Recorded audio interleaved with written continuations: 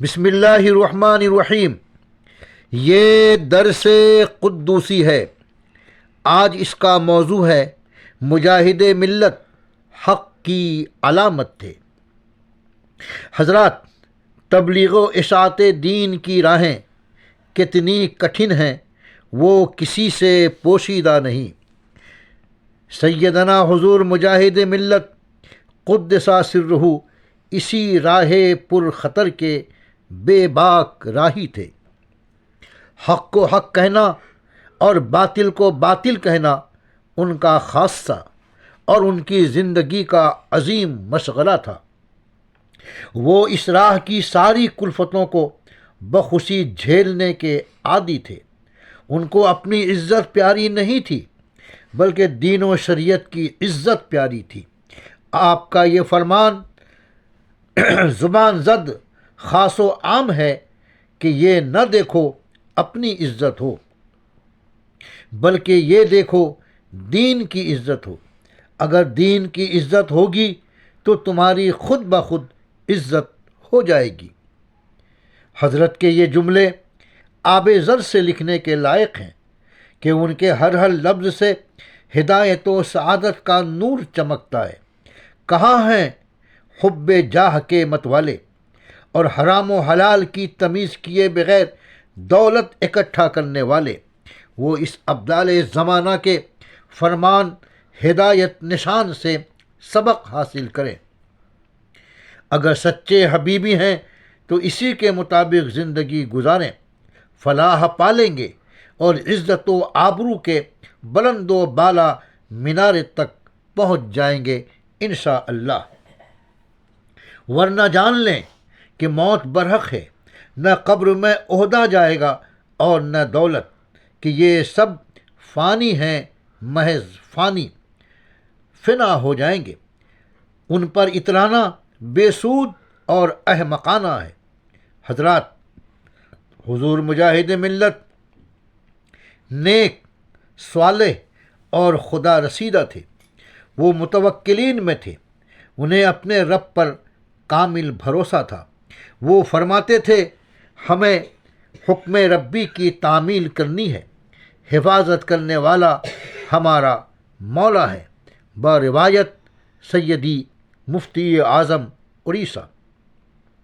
حضرات، حضور مجاہد ملت حق کی اشاعت اور باطل کی مذمت میں کسی طاقت سے کبھی نہیں ڈرتے تھے۔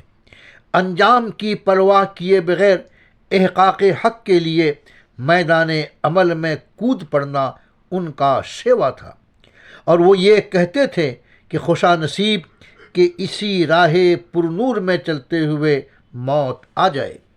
جس زمانے میں حضور مجاہد ملت مدرسہ سبحانیہ الہ آباد میں درس و تدریس کے فرائض انجام دے رہے تھے، اسی زمانے میں آریہ سماج کے لوگوں نے الہ آباد میں ایک بڑے اجتماع کا اہتمام کیا، اور وہ اس میں اپنے مذہب کی خوبیوں کو بیان کر کے دیگر مذاہب بالخصوص مذہب مہذب اسلام پر بالادستی قائم کرنے کی بھرپور کوشش کر رہے تھے۔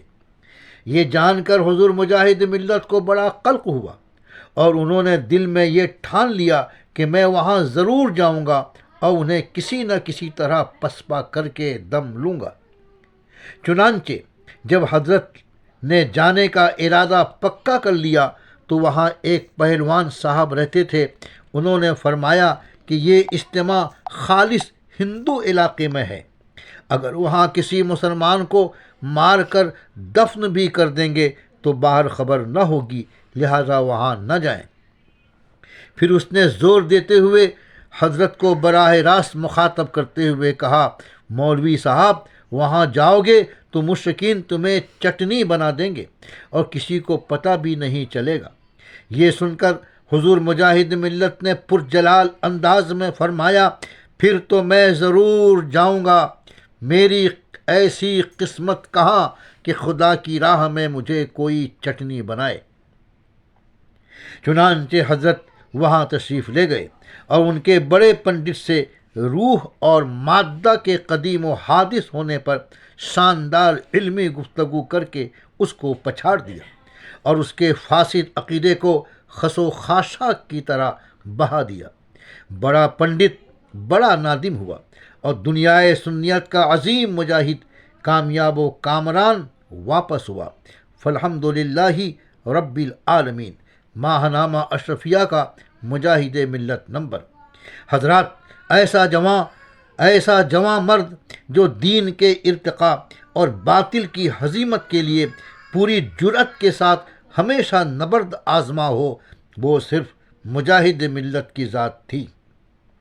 اسی لیے میں کہتا ہوں کہ مجاہد ملت حق کی علامت تھے، حق کی علامت تھے۔